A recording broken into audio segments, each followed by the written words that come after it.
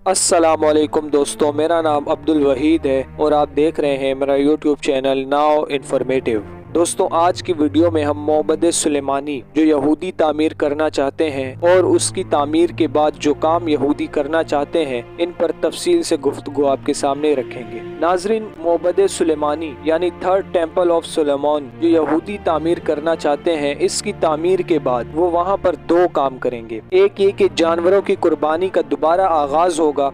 नाज़रीन, यहूदियों के यहाँ सबसे बड़ी इबादत कुर्बानी है। नमाज की इतनी अहमियत नहीं थी जितनी कुर्बानी की थी, और कुर्बानी के जानवर हैकल सुलेमानी पर कुर्बानगाह में कुर्बान किए जाते थे। हैकल सुलेमानी के इन्हदाम के बाद से वो कुर्बानी मौकूफ है, तो तीसरे मोहब्बत की तामीर के बाद इसमें वो कुर्बानी दोबारा शुरू होगी। दूसरे ये कि हजरत दाऊद अलैहिस्सलाम का तख्त लाकर जमा दिया जाएगा और वहाँ इनके मिसाया हजरत मसीह अलैहिस्सलाम नहीं की ताज पोशी होगी, जिसके वो मुंतजिर हैं, जिसकी तौरात के अंदर पेशन गोइयाँ हैं। दर हकीकत इन पेशन गोइयों के मिज़दाक हजरत मसीह अलैहिस्सलाम थे, लेकिन जब वो आए तो इनको यहूदियों ने माना नहीं, बल्कि नाउजुबिल्लाह बस्टर्ड करार दिया, काफिर और मुर्तद करार दिया और अपना बस पढ़ते ही सूली पर चढ़ा दिया। ये दूसरी बात है कि अल्लाह ने इन्हें आसमान पर उठा लिया, लिहाजा इनके बकौल इनके मिसाया मुंतजिर की सीट खाली है। इनके अकीदे के मुताबिक जब वो मिसाया आएगा तो वो इस तख्ते दाऊद पर बैठकर पूरी दुनिया पर हुक्मरानी करेगा। इस ज़म्न में इन्हें ईसाइयों से कोई अंदेशा नहीं है, इसलिए कि इन्हें वो अपनी गिरफ्त में ला चुके हैं। अब इन्हें मुखालिफत सिर्फ मुसलमानों की तरफ से नजर आती है। इस एतबार से इस वक्त दुनिया के अंदर मुसलमानों के सबसे बड़े दुश्मन यहूदी हैं, और वो चाहते हैं कि मुसलमानों को कहीं सियासी कुव्वत हासिल ना होने पाए। ये है यहूदियों का प्रोग्राम। अब आइए ईसाइयों की तरफ। नाजरीन, ईसाइयों में सब एक जैसे नहीं है। जैसे इरशाद बारी ताला है, वो सब के सब बराबर नहीं है। नाजरीन, इनमें एक प्रोटेस्टेंट फिरका है जिसका इमाम पहले बरतानिया था, अब अमेरिका है, और ये एक कौंसिल है जिसको व्हाइट एंग्लो सैक्सन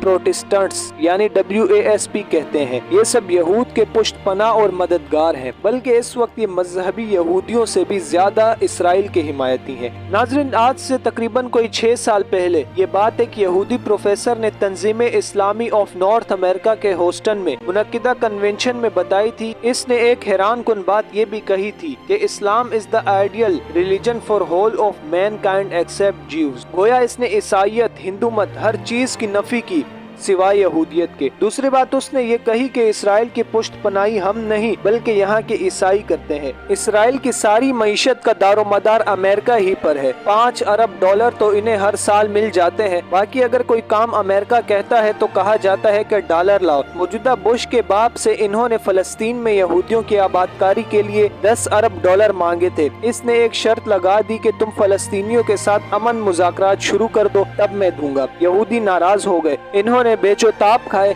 लेकिन इस वक्त ये शर्त माननी पड़ी। लेकिन इसकी सजा इसे ये दी कि अगले इलेक्शन में वो जीरो हो गया। इससे $10 अरब भी ले लिए और इससे अपनी शर्त ना मानने का बदला भी चुका लिया। तो ईसाइयों में ये एक तो प्रोटेस्टेंट है, खास तौर पर बैप्टिस्ट और अक्सुल खवास की हैसियत से एवेंगलिस्ट्स, जिनकी अमेरिका के अंदर अक्सरियत है, और वो इसराइल की हिमायत कर रहे हैं। वो भी इसके कायल हैं कि तीसरी आलमगीर जंग और मैगाडॉन जल्द अज जल्द होनी चाहिए। इसके नतीजे में ग्रेटर इसराइल वजूद में आना चाहिए। थर्ड टेम्पल तामीर होना चाहिए जहाँ तख्ते दाऊद अलैहिस्सलाम ला कर रखा जाए। तब हजरत ईसा अलैहिस्सलाम दोबारा नाजिल होंगे और इस तख्त पर बैठकर पूरी दुनिया पर हुकूमत करेंगे। यानी प्रोग्राम वही है, फर्क सिर्फ ये है कि वो अपने मिसाया के मुंतजिर हैं और ये अपने हजरत मसीह अलैहिस्सलाम के। यहूदियों के ख्याल में इनका मिसाया आएगा और तख्ते दाऊद पर वही बैठेगा, जबकि उनके ख्याल में हजरत ईसा अलैहिस्सलाम आसमान से उतरेंगे और वो तख्ते दाऊद अलैहिस्सलाम पर बैठेंगे। नाजरीन, अब इस तख्ते दाऊद का पस मंजर भी समझ लीजिए। ये एक पत्थर था जिस पर हजरत दाऊद अलैहिस्सलाम की ताज पोशी कोरोनेशन हुई थी। फिर इसी पत्थर पर हजरत सुलेमान अलैहिस्सलाम की ताज पोशी हुई। वो पत्थर उनके हाथ चला आ रहा था। 70 ईस्वी में जब रूमी जनरल टाइटस ने हैकल सुलेमानी तबाह किया तो वो इस पत्थर को रोम ले गया। रोम से वो पत्थर आयरलैंड चला गया, जो बहुत बड़ी कैथोलिक आबादी है। आज भी आयरलैंड में कैथोलिक्स और प्रोटेस्टेंटिस के अंदर जंग हो रही है। वहाँ से वो पत्थर 14वीं सदी ईस्वी में इंग्लैंड आया तो इसे इसे तख्त की सूरत दे दी गई। यहाँ तख्त की सीट इसी पत्थर की बनी हुई है। ये तख्त अब इंग्लैंड की पार्लियामेंट की इमारत से मुल्हिका चर्च में रखा है और इसी पर बिठाकर अंग्रेज हुक्मरानों की ताजपोशी की जाती है। ये रिवायत अभी तक चली आ रही है, तो इनका ख्याल है कि इस मोहब्बत में वो तख्त भी हम ला कर रख देंगे और फिर हजरत मसीह अलैहिस्सलाम नाजिल होंगे तो इस तख्त पर तशरीफ फरमा होंगे। अब ये दोनों चीजें साथ साथ जा रही हैं। थोड़ा सा इख्तलाफ अगर है तो यूरोप की सबसे बड़ी ताकत में है। सेंट्रल यूरोप की असल कुव्वतें फ्रांस और जर्मनी है, बाकी छोटे छोटे मुल्क है। इंग्लैंड तो वैसे भी असल यूरोप से अलहदा एक जजीरा है और वो इस वक्त हर एतबार से अमेरिका का ज़मीमा है। तो ये जो इख्तलाफ है कि जर्मनी और फ्रांस एक तरफ है और ये इराक की जंग से अलहदा है, ये इख्तलाफ सिर्फ सियासी नहीं है,